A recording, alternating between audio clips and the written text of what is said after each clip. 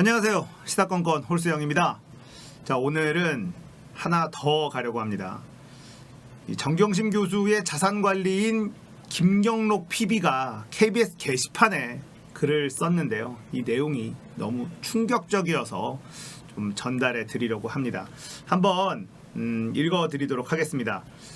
안녕하십니까. 한국투자증권 김경록 PB입니다. 전일 방송통신심의위원회가 재심의를 통해서 KBS의 제 인터뷰 보도에 대한 제재를 결정했습니다.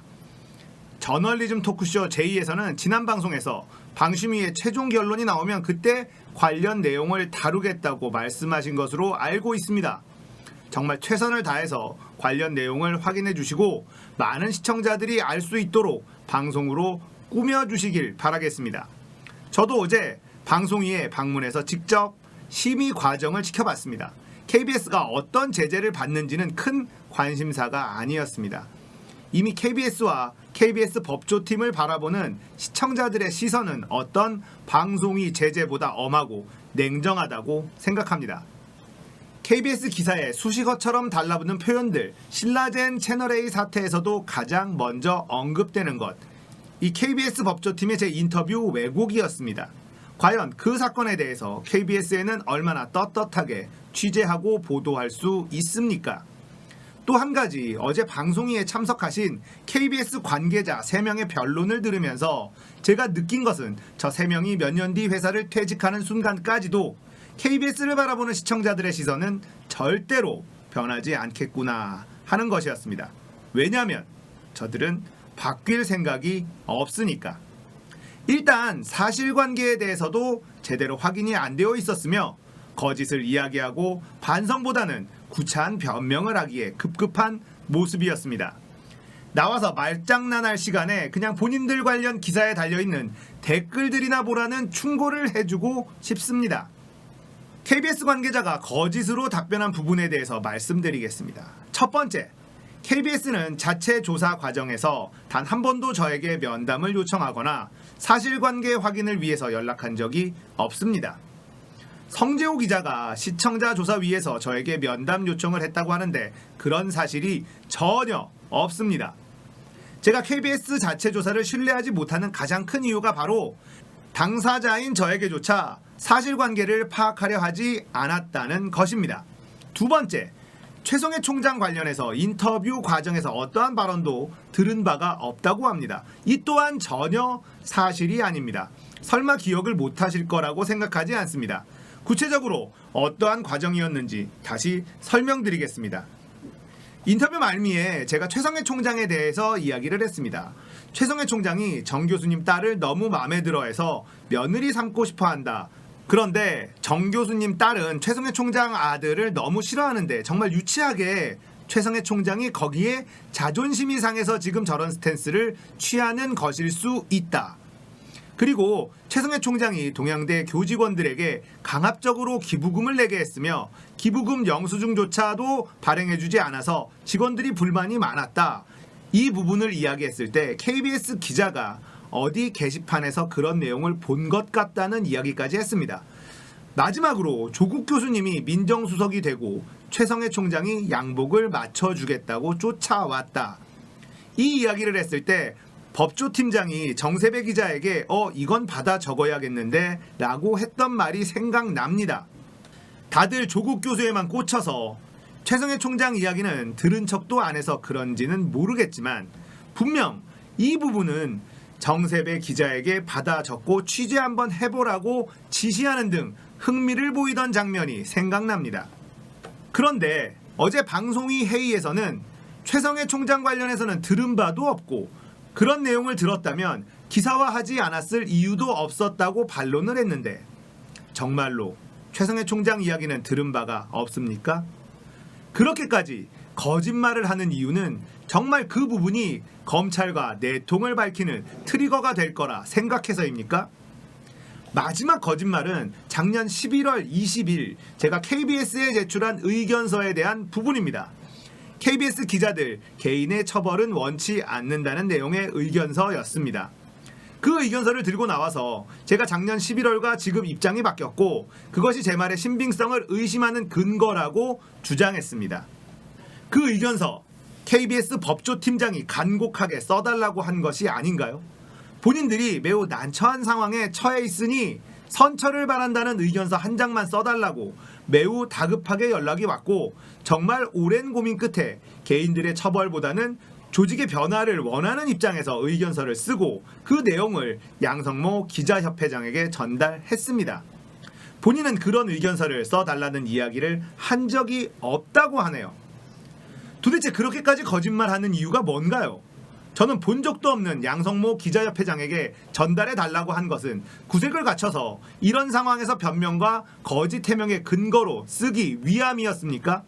정말 치밀한 계획이 있었는데 저만 정에 이끌려 제대로 판단하지 못했네요.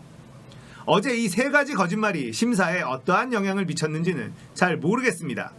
하지만 분명히 이렇게까지 거짓말을 하면서 본인들의 정당성을 입증하려고 발버둥 치는 모습이 너무 안쓰러웠습니다. KBS 법조팀이 검찰과 내통하고 있다는 주장에 대해서는 매우 예민하게 반응하시던데, 어제 참석하신 KBS 관계자분들을 보면서 제 주장에 대해서 생각을 바꾸기로 했습니다. KBS 법조팀은 검찰과 내통하는 것이 아니라 KBS 법조팀 데스크에 검찰이 앉아있는 것이더라고요. 성재호 기자님, 기자님에게 조국 교수는 도대체 언제부터 범죄자였습니까? 조국 교수는 범죄자라고 단정짓고 인터뷰를 진행하고 제 인터뷰에서 그것이 증명되었다고 판단하는 근거는 도대체 무엇이며, 도대체 누가 당신에게 그런 권한을 줬습니까? 그리고 결국 기소가 됐으니 본인들 인터뷰가 정당하지 않냐는 식의 논리를 펼치시던데, 검찰도 그렇게까지 무지막지하지는 않았습니다. 조국, 정경심 교수의 공소장은 읽어보기라도 한 건가요? 지금 시청자들이 가장 분노하고 있는 부분이 뭐라고 생각하시나요? 검찰도 아닌 기자가 검찰의 시각에서 검찰 행세를 하고 검찰이 하고 있는 선택적 기소를 똑같이 선택적 기사화를 통해서 구현하고 있지 않나요? 본인은 여전히 검사라고 착각하고 사는 것 같은데, 그럼 거기서 기자하면서 인생 피곤하게 어디 불려나와서 변명하고 다니지 마시고 사법고시 봐서 서초동 가서 근무하시길 추천드립니다. 그게 기자보다 더 어울려 보입니다. 제가 만난 수많은 검사들보다 더욱 검사다웠고 검찰 개혁할 때까지 같이 개혁되어야 할 인물 같아 보였습니다. 마지막으로 한 가지만 더 말씀드리겠습니다. 검찰 조사 과정에서 KBS의 이상함을 느끼고 법조팀에 연락을 해서 내 말을 인용해서 어떠한 기사도 내보내지 말라고 했습니다. 기사화될 경우 나가서 죽여버리겠다는 말까지 했습니다. 분명 기사화하지 않겠다고 대답을 들었고 그렇게 믿었습니다. 그런데 기자들이 그렇게 원했듯이 명절 이틀 전에 여론을 형성하겠다는 목적에 딱 부합하지는 않지만 명절 하루 전에 기사화돼서 나갔으며 본인들이 원하던 100% 만족하는 여론은 형성하지 못했겠지만 어느 정도 목적을 달성했을 것이라고 생각합니다. 법조팀장님, 누굴 위한 여론 조성이었나요? 그렇게 가깝게 지내던 A 검사장님이 그 기사를 보고 만족해 하시던가요? 송경호 3차장은 일면식도 없다고 했으니 A 검사장 눈치는 살피셨을 것 같은데 요즘 그분은 멀리 계셔서 자주 못 만나시죠? 아마 전화해도 받지도 않을 텐데 어려운 상황에 빠졌을 때 그 사람이 손이라도 한번 내밀어 주던가요? 철저하게 이용당한 주제에 아직도 사리분별 못하고 사는 꼴을 보니 19년 2년의 학교 선배 얼굴을 보기가 안타까워 한 말씀 드려봤습니다. 정경심 교수의 자산관리인 김경록 PB의 이 분노에 찬 글이었습니다. 이 내용 어떻게 들리십니까? KBS에서 김경록 PB의 인터뷰를 하고 자신의 입맛대로 편집을 해서 마치 죄가 있는 것을 시인한 것처럼 보도했었던 그 뉴스 기억하실 겁니다. KBS 법조팀은 사석에서 윤석열의 아내를 사모라고 극존칭을 쓰는 조직입니다. 그런 사람들이에요. 그 당시에 김경록 PB와의 인터뷰를 악의적인 편집을 통해서 김경록이라는 사람이 얘기했었던 정반대 상황을 만들어 놓고 그것에 대한 방통위의 심의를 받은 겁니다. 그 심의 과정에서 이 법조팀 기자들은 거짓말로 변명하기 급급했다. 이것들은 언론이 아닙니다. KBS 법조팀이 윤석열 아내를 사모라고 극존칭을 하는 것도 극혐이긴 합니다만 본인들이 지은 죄를 저렇게 변명으로 일관하는 모습도 참 역겨울 따름입니다.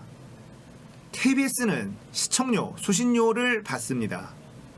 국민들에게 돈을 받아서 운영되는 방송국이에요.